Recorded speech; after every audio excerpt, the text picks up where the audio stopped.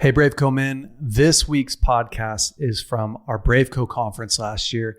It's John Eldredge's message about getting adventure into your life. I hope you enjoy it. Have a great week. We live in a time where masculinity is shamed and men don't know what it means to be a man. As a pastor and counselor, I've spent the better part of my life equipping and training others. My goal with this show is to translate my hard-earned experience into tools and tactics to help you become stronger as a man. This is the BraveCo podcast. I'm your host, Jason Vellet.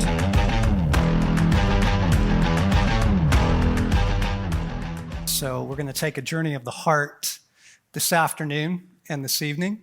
Proverbs 4:23, Danny quoted this morning. We're going to come back to that verse now. Proverbs 4:23, above all else, we're going to throw that up on the screen. Above all else, it's your heart, guys. Because it is the wellspring of life. From it flows the issues of life. Okay, the heart is the center of the action. Okay, the heart is a phenomenal thing to have. Because with a heart, you can love. And you can fall in love. With a heart, you can laugh. With a heart, you can have friendships. With a heart, you can chase your dreams. You can enjoy your adventures. I mean, a heart is a really phenomenal thing to have.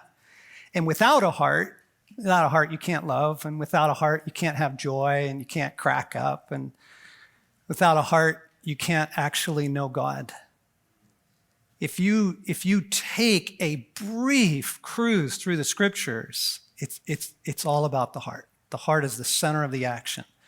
Thy word I have treasured in my heart, that I may not sin against you, right? Trust in the Lord with all your heart. Lean not on your own understanding, right? The eyes of the Lord look to and fro throughout the earth for those whose hearts are fully his, that he might show himself mighty on their behalf. Right? You see, I mean, all through it. And Jesus, when he is agonizing over these incredibly infuriating people, highly religious people are the hardest people to be around. They're just so infuriating. And what he says is, well, they honor me with their lips, but their hearts are in another county, right? They're just far from. So you get that. Paul prays this phenomenal prayer in Ephesians 3, that God would strengthen you in your inmost being so that Christ may dwell in your heart. Okay, so the heart's the center of the action. And all the progress, in fact, even courage, okay, from a French word, the word coeur, which is the word heart. Courage is to have heart. Okay, so if you're going to make any progress in your life, I mean, any headway anywhere, finding your mission, finding a girl, maintaining a marriage, winning the hearts of your kids, on and on and on and on. Finding joy. If you're going to have any progress in your heart, in your life, it is because you are becoming more wholehearted. The journey is a journey towards wholeheartedness. And the mission of Jesus is the restoration of the heart. Okay, that's the goal. That's where we're going, all right? So I want to pray together and just invite Jesus to do that with us over these sessions we get to share. Jesus, come from my heart. You don't even need to bow your head. You don't need to close your eyes. God's the least religious person you'll ever meet. Jesus was super kind to everybody he met, but there was one group of people he did not have a whole lot of patience for. Highly religious people. So what we simply ask is, oh, Jesus, I would love that. Are you kidding me? Like, to have my whole heart back? That would be amazing.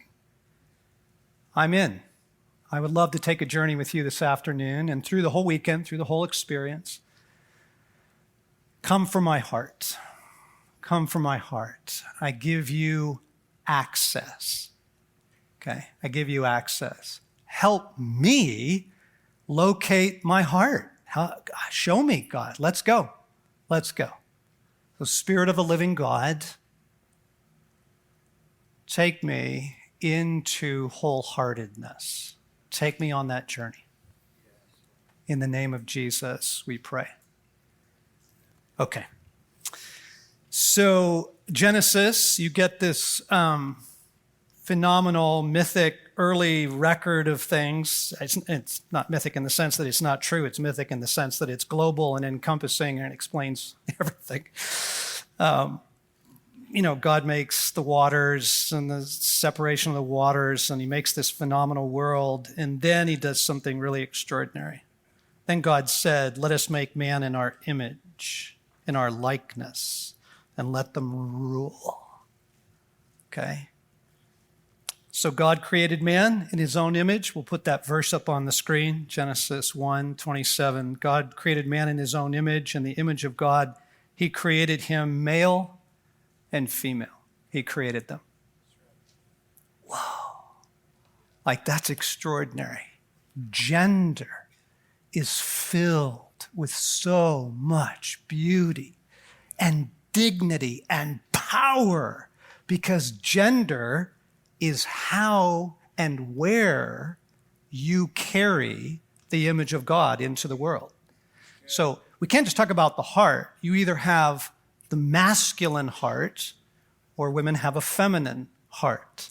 Right? So when you go on the journey of the heart, it's the journey of the masculine heart, the journey of the masculine soul. Gender is so profound. It is literally at the level of the soul. You will be a man forever, right? When people step into the rest of the reality, when they step into the fullness of the kingdom, they are still male and female, and they still rule, by the way. But that bestowing of something that's filled with so much dignity and honor, right? The Imago Dei, the image of God in you, is in your heart. God gave you his heart as his son. That's how and where, and that's the nuclear powerhouse. That's the center of your life.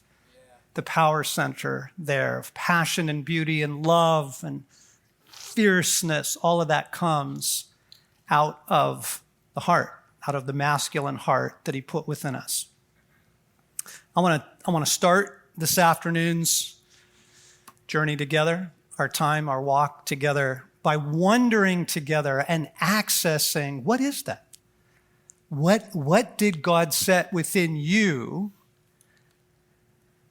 uniquely in your masculine soul? Because as Danny said this morning, he said there's a calling we all share together. We are men here on the earth in this hour. Can I just add, if you've been appointed to be on the earth in this hour, you are a Navy SEAL. Like, I'm telling you, like, you kidding me? This is like a gnarly time to be on the earth.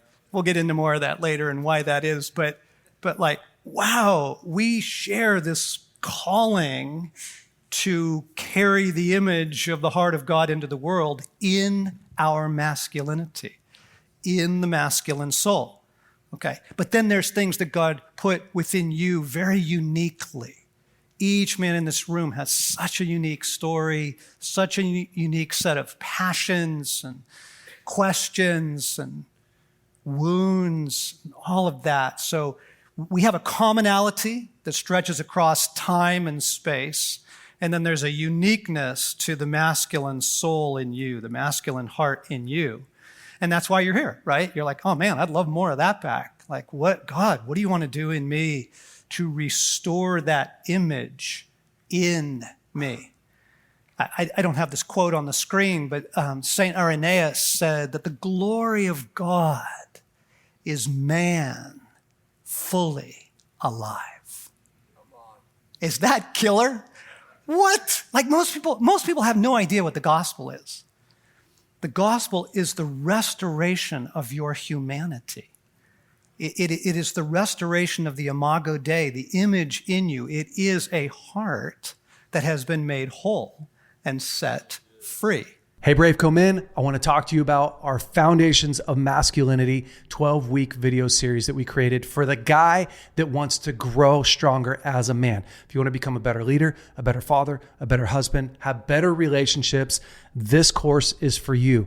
And here's the thing, you get 12 incredible videos that literally walk you through step by step on how to grow. You also have homework with each one that is honestly pretty effective.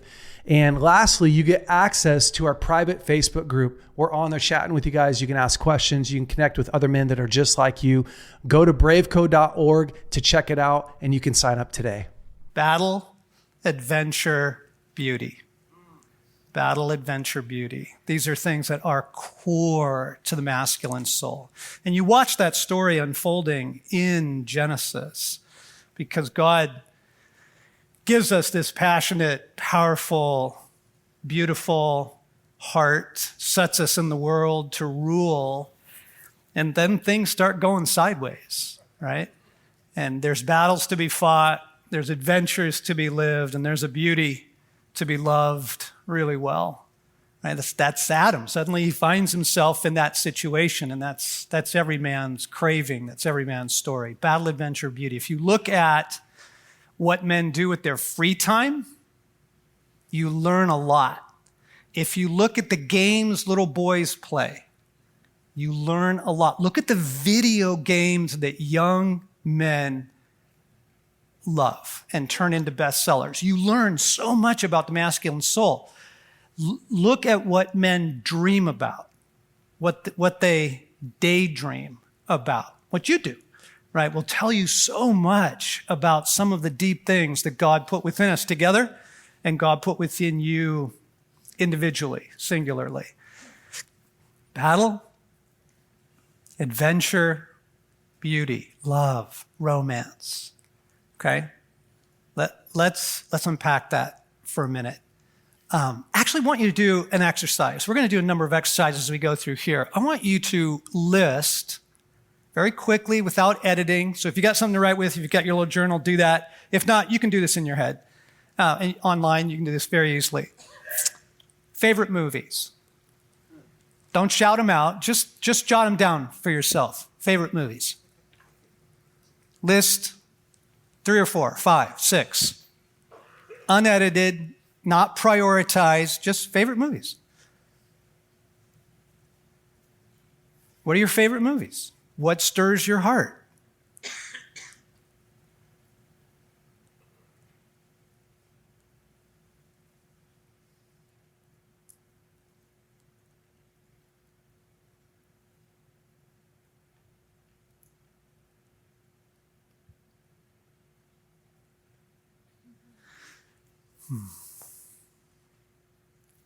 And now look at that list and ask yourself, why? Why? Why those movies? Why do you love them? Jason, favorite movie? Just toss one out. Tombstone. Tombstone. Why? Because of the Wild West and the justice it served. Wild West, adventure, right? Battles, and the justice thing. Yeah. Somebody else, put your hand up.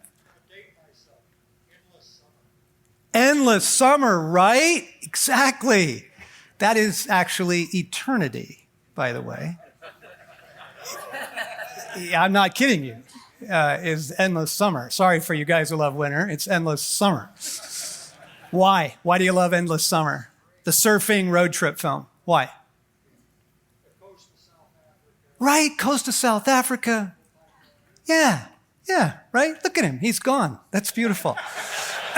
What else? Somebody put your hand up. Movie. Yep. 300. Why? Battle, brotherhood, unity, right? You see that. Yeah, you see that visceral response to it. Let me have another. Castaway. Fascinating. Why? He rescued himself. Yeah. Right. He had to rise up. He rescued himself. He had to rise up. He had to come through. Okay? We're going to get back to that. That's huge. Yes.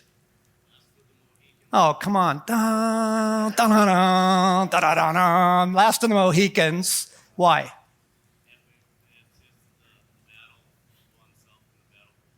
Yes. Yeah. Epic, the battle for oneself, but the battle for the beauty, right? Come on. Yeah. Chingachgook. That guy's killer. Yes. The 10 Commandments. Okay. Another dated. He's right back there with Endless Summer. So why you and Charlton Heston? I love Charlton Heston, but false identity, true identity. Bingo. Yeah. Overcoming the oppression. Yes. Deliverance, freedom, and seeing the face of God. Come All on. right. There it is. Okay. False identity, real identity, overcoming oppression, not to mention leading like 3 million people to freedom, right? And face to face with God. Okay. Now, what's fascinating is, do you hear, there wasn't one even repeated within 6 guys, right? Isn't that fascinating? So I said, there's something universal that we share, but then it's very particular to you. So this is a little nugget for later. The movies that you love are telling you some very important things about your soul and your identity, your true name, and your mission. And you just tuck that away. Don't come on back. Let's, for later, that is a fascinating thing because story is the language of the heart, right? And story speaks in ways that facts and principles and stuff just don't speak. Story speaks. Okay, and so you look at that and you'll find battle, adventure, beauty, battle, adventure, beauty, battle, adventure, beauty, and usually in the same film, or it may just encompass one of those themes. So let's start with battle. Exodus 15:3. Let's put that scripture up on the screen. Exodus 15:3. So after the Exodus, right, this unbelievable throwdown, so Yahweh literally goes to war with the reigning principalities of the earth, who happened to be located in Egypt at the time. They ended up moving over to Babylon. It is a throwdown with these guys, okay? And he sets his people free. It is the archetype of salvation, right? From bondage to freedom. And they're standing there at the edge of the Red Sea, and here comes the entire Egyptian army in chariots barreling down on them. It's a massacre. It's bloodshed. It's the collapse of Afghanistan, right? And God parts the Red Sea. They go through. Army rushes in. Boom. And it was at that moment that they look back and they go, the Lord is a warrior. Our God is a warrior. Yahweh is a warrior. The Lord is his name. God has a warrior heart. And you would know this if you just looked at the video games men love to play, you look at your favorite movies, you watch the life of little boys. This is so deeply wired into the masculine soul.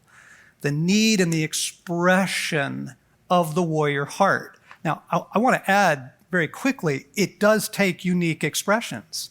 And it takes a lot of warrior, for example, to finish college. It takes a lot of warrior to be an artist. So I'm not just talking about 300, though that's, a killer film. But the warrior heart is in your being because it's in the being of God. It's part of his identity. Yahweh is a warrior, right? I'm going to put a photo up on the screen of a little boy. I think he's about 4 years old at this point. And he's got on the costume of boyhood. Right here, it's Thor with the hammer of Thor, which he promptly used on me. This is the son of one of our staff. Little guy, Isaac is his name. But this is archetypal. I mean, I just love this. Because and it could be Jedi Knights, it could be Spider-Man, a fireman, a cowboy, boyhood. If you just let boys be boys, you see the battle come out pretty quickly. And I was raised in Southern California. There were no guns in our household. I was raised in a very suburban kind of, and nearly lost my soul there. More on that later. But we moved to Colorado. We raised our sons in Colorado. And I wasn't raised in hunting. I wasn't raised in any of that.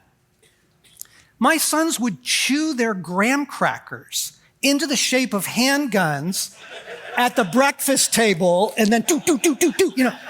I mean, you just can't make this stuff up. It is so deep in there. Yeah, okay, right. So you get that, and that little guy, and all little boys like him. It was not women who invented hockey. It was not women who invented the special forces. It was not women who invented airsoft guns. Although that was a brilliant piece of marketing, right? Because they're like, how do we get moms to approve these guns coming in, right? And so we'll call them airsoft guns. Have you been hit by one? There's no air and there's no soft, right? It hurts. But that is not a female creation. This is a really fascinating thing. How much do you enjoy losing? Oh, it's just a crusher, right? It's, ooh, yeah, exact. Failing, blowing it, striking out. Why? Why is that so absolutely devastating for the masculine soul? Because you're a warrior, guys. You are a warrior through and through to the core of your being. God gave you his warrior heart. And again, it gets expressed in different ways, but the pandemic rolls through, crushes humanity, and there was so much anger in men. So domestic violence went up, right? Drug and alcohol abuse went up, all that. During the pandemic, the rage. There's two kind of drivers in our neighborhood now. This is a fascinating thing to watch. There's very, very timid drivers, people who just creep up to the intersection and then creep through. And then there's the ragers, right? Who come flying up on my tail. And I carry the spirit of the law, not the letter of the law in my driving. But these guys, like, they're going 20, 25 miles an hour. They get on my tail, and then they just ride my tail till they can get around me. And the rage that comes out in me, like, I'm going to kill you. Because what you're doing is so unrighteous, right? So it's like, yeah. But you see that, why the rage? Why was rage such a fruit of what we all just went through and are still in? Why rage? Because men knew we are in the midst of a battle, and I don't know what the battle is. What are we fighting? We're fighting a germ? We're fighting politics? We're fighting masks? You can just feel the no, kind of thing in you, and then it just gets all ugly, right? And you get last November and all that, The rage in men, you can't deny the warrior heart in you. If you suppress it, it will come out later in profound depression, anxiety, or rage. Okay, this is so deep within the masculine soul. And I got to tell you, it's a rough time to be a man. This is a rough time to be male for a whole bunch of reasons. One was the fatherless crisis that Danny was talking about. The other is just massive cultural confusion about gender, about masculinity, and then you got men who are really screwing it up out there and giving masculinity a bad name. So then we need to get rid of masculinity, all that. It's a tough time to be a man. Okay, so let's admit that, and that's why God gave you a warrior heart. God gave you a warrior heart because everything you need in this life, you're going to have to fight for. Amen. You will have to fight for your friendships. You have to fight for your church. You're going to have to fight for your marriage. You'll have to fight for your kids. You have to fight for your calling, your career, everything you want. How do you train warriors?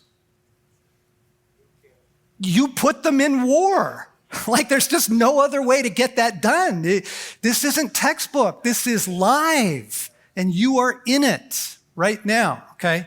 But the world we live in right now is very emasculating to boys. Very, very, we're trying to take the warrior heart away from them. Don't be loud, don't be rowdy, don't climb on that, don't get so high, don't go so fast, right? Don't be so, male.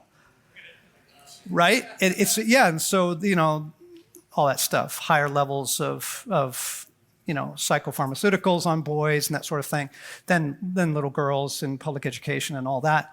I mean, and then the other part of it that makes it really rough to be a man actually is because of what happened to Jesus and to Jesus in the church.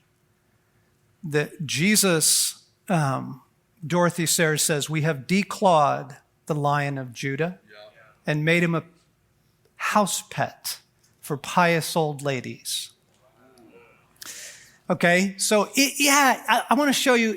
I want to show you this guy, this Jesus. We're gonna play this little clip here. This is creepy religious Jesus, but this is the Jesus most people think of when they think of Jesus. So let's roll that. Creepy Jesus.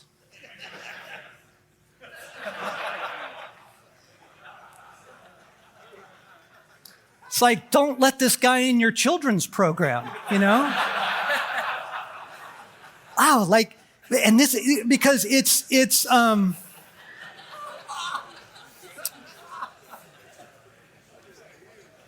the nicest man in the world. He's the nicest man in the world, that Jesus, right? He's very, very spiritual, very religious, children around him, lamb on his shoulder, maybe. You've all seen those pictures. You spend any time in Sunday school, this is the guy you get, okay? You don't get the Lion of Judah. You don't get the warrior who is Yahweh, right? You get this guy, and it is really brutal on men's hearts in the church because you're like, hey, follow Jesus, okay? The invitation feels like be a soft man, be a weak man, be a timid man, because this is the guy we're holding up. And you pick most priests, pastors, rectors, deacons in most church settings, we kind of hold up this sort of guy, just the nicest guy in the world, to be the model of masculinity. And it makes it very, very confusing for men. These guys are really very clean. Their fingernails are clean. They pee sitting down. It is emasculated. And that's a hard guy to follow. That it is. You would not follow him, into Afghanistan right now. You would not follow him into really tough situations. So I'm going to pause for a moment and say, Jesus has a personality. He's a real person, okay, with a sense of humor. Okay, and a playfulness about him. He's absolutely brilliant, okay, cunningly brilliant, and he is fierce. Jesus is fierce. Now, when brokenness is in the room, he is the kindest man you will ever meet. Yes, there is a kindness to Jesus, no question, right? But when the enemy's in the room, he is fierce, absolutely fierce. And the scandalous things he does. I mean, the guy, he seems intent on destroying his reputation.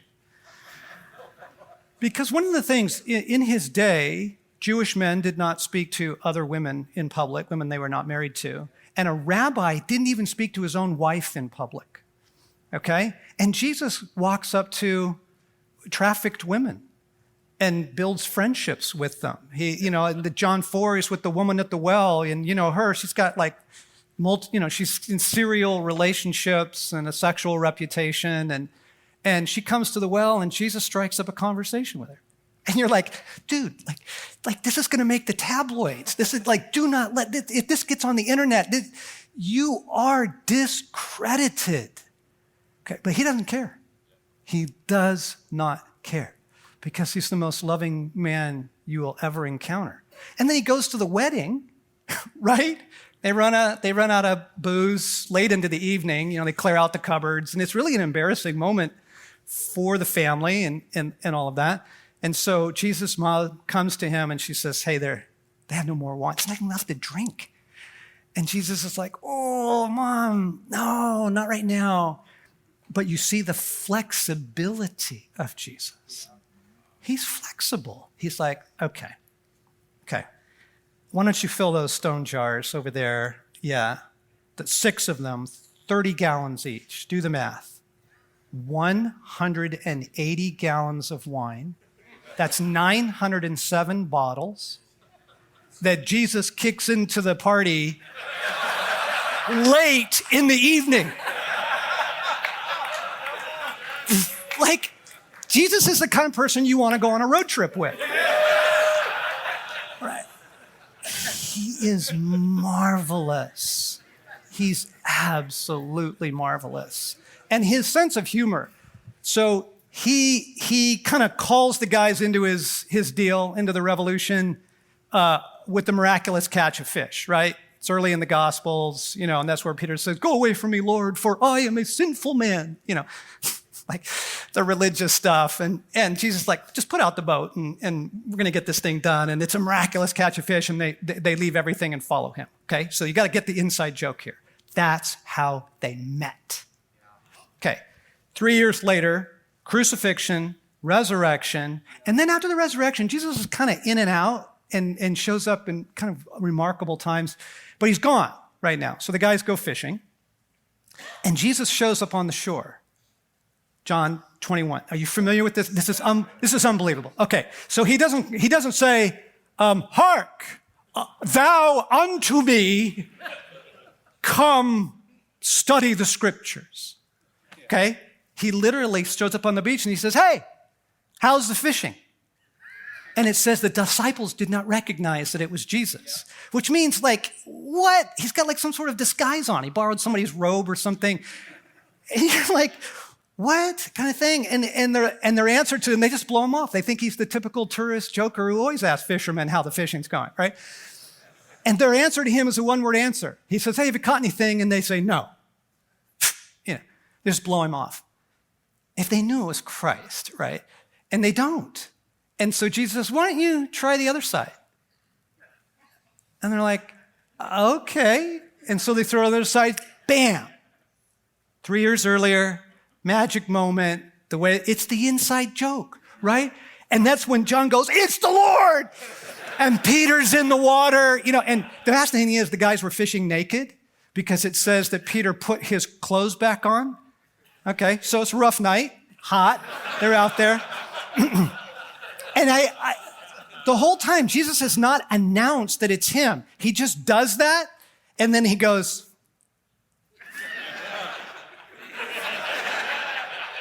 and they come. Jesus is phenomenal. He's phenomenal. Okay, this is a man whose company you will really enjoy. Okay, and he is the least religious person you will ever meet. All right, so it's not that guy.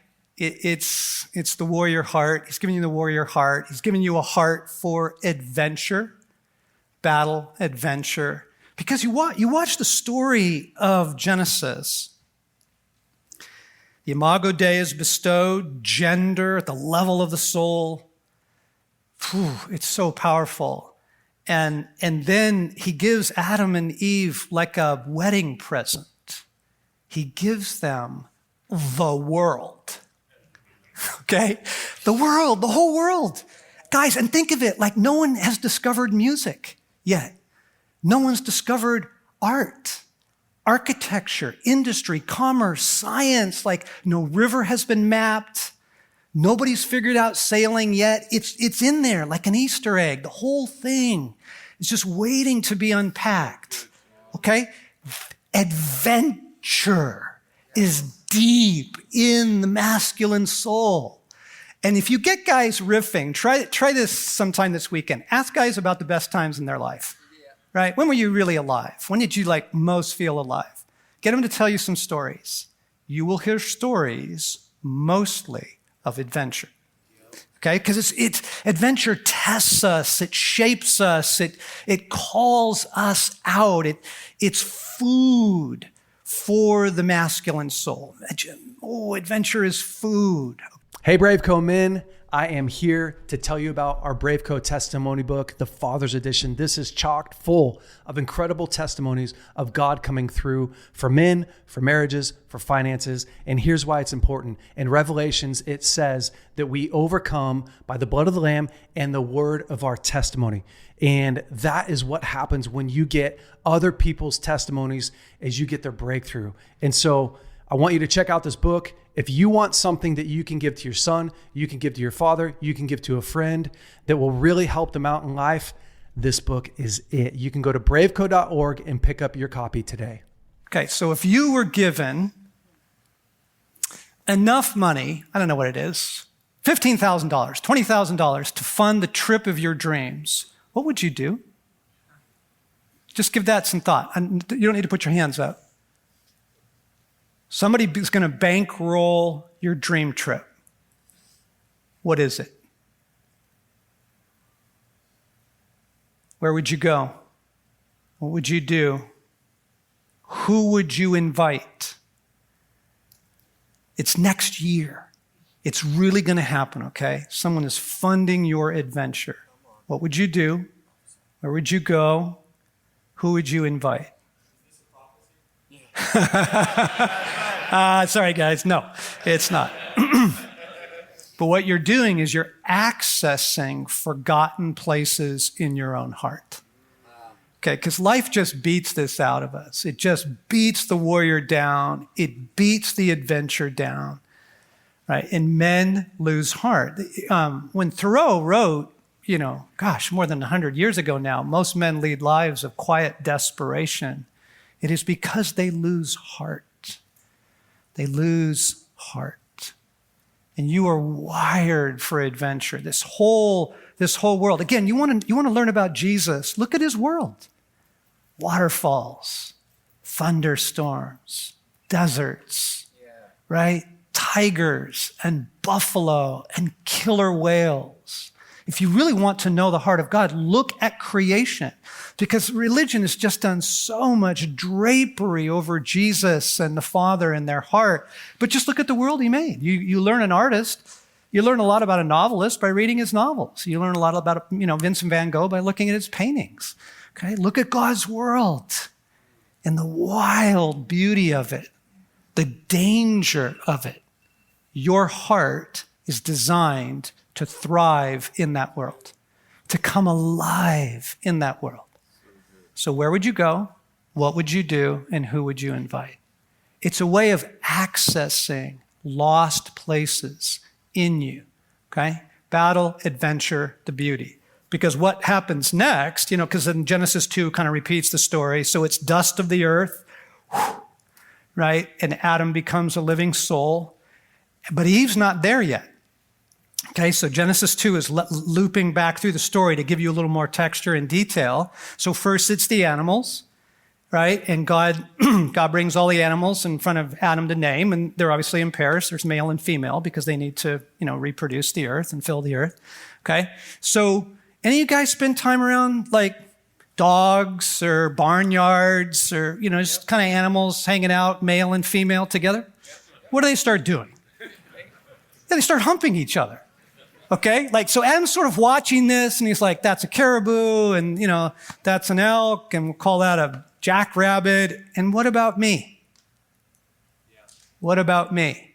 God actually heightens the longing and his loneliness through that whole story of the animals. Because he's looking at all these pairs doing, getting it on and, right? And he's got the equipment. And he's like, well, what about me? And then God knocks him out, takes a rib, he wakes up, and there is a naked goddess. He's history. He starts writing poetry. He's like, yeah, he's Romeo, right? He's suddenly Adam's Romeo. He's the warrior, the adventurer. No, he's the lover now. Right? And it's beauty. Come on. Are you kidding me?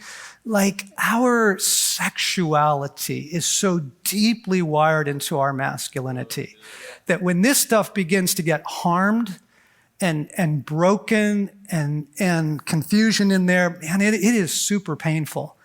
because it's so deep in our soul. And like we love it and we hate it because it makes you come alive, but you're not sure you're man enough. And it's a lover and lover all your life. And then there's like confusion about even gender orientation. And I don't know, like it's not really beauty for me, but I do want intimacy. I do crave love and affection. Right? Yep. And then, man, you get bombarded, in a culture like ours, and it's like, whoa, so we run from it instead of seeking wholeheartedness. So guys, I just got some great news for you. Like, if you ignore this heart, it doesn't go away. It goes underground. And then the warrior comes out in rage, right? And the adventurer comes out in an affair. Do you know that most men who have affairs have them not for sex, but for adventure? It's true. They're bored. They're just looking for something that makes them come alive. And then that cute little thing bats her eyes at him and he's history, right? Because he's dying inside, okay? Wholeheartedness is your immune system in a world like this. And our sexuality is so deep to our nature. And when Jesus says the Son of Man came to seek and save what was lost, he means everything that was lost, all within us that has been stolen and assaulted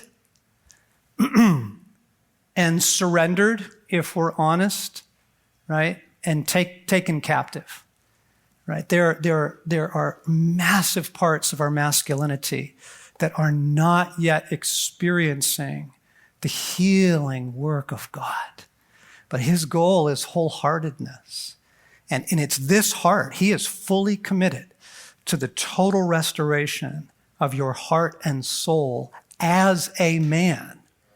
And then uniquely as you express masculinity in the world, the writer, the architect, the physician, the researcher, right? And your passions and your adventures and your battles, and right? That's you in that heart. And then the lover, right? The beauty, like Adam, like Eve was taken from Adam's side and none of us have recovered from the surgery. Like we are haunted by Eve. We keep looking for her, right? Because there's something in us that remembers what we were made for and the hero that we were, the hero, lover, warrior, king that we were. Like this. All we're doing here in this opening study, we're asking the question, what is this heart God put in me? What is my masculine soul? What makes me come alive? What stirs me? And what therefore needs the healing presence of God in our lives? What do we do? Because the story of every man's life in this room is the story of the long and sustained assault on your heart by the one who knows who you could be, and he fears you. He fears you. And so if the assault has been particularly ruthless in your life, what that means is that you are particularly dangerous. And there's just been this horrible assault on your heart to shut you down. Okay, so this is so important to the journey that we're on because motivation can only take you so far. Promise can only take you so far, your own promises, right? Desire can only take you so far. And the only way you can make it in a story like the one we're living in a gnarly story. It's a love story, but it's set in a world at war. It's always a love story, but it's in war. The only way you can make it at this point is the restoration of your heart. And so as you think about the places in your life, wow, I would love to have a family, or man, I have just no idea what my calling is, or you are in the stage of your calling and it's not going well and you're longing, whatever ground it is you would love to take in your life, it requires this. It requires your heart. And you will need a greater measure of your heart back. And I tried, guys. Everything I'm going to tell you more about my story in the next session, but everything I'm giving to you is not theory. I've been a therapist for 30 years. I've worked with thousands and thousands of men, but I just know my own story. And I can tell you the discipline doesn't work. Discipline's important. It won't see you through. It just won't. And it won't see you through a tough marriage. It won't see you through cancer. Okay? That you need something more. You need that powerhouse that God put in the center of your being. You need your whole heart back. And the offer of the gospel is the restoration of your heart. That is what Jesus came to do. Okay? More on that this afternoon. We'll unpack all of that. But what we're trying to locate here is that you are his son. You have his heart. You have the heart of Yahweh in you. You have the heart of Jesus in you. I guarantee it. I promise you. And then you have it very uniquely to you. Very uniquely to how you express adventure and love and beauty and battle in your soul. That is the gift. And then David says the most phenomenal thing. He says all kinds of unbelievable stuff in the Psalms. Reading the Psalms is reading David's journal. And it's pretty candid, okay? You get a real look at what is the inner life of a warrior king like. Well, read the Psalms, okay? Psalm 119. Here's what he says. We're going to put this scripture up. This is the last scripture for this time. He says, I run in the path of your commands because you have set my heart free. If you tasted that, if you knew that life, you would give everything for it. You would sell everything for it. Because everything else in life depends on that.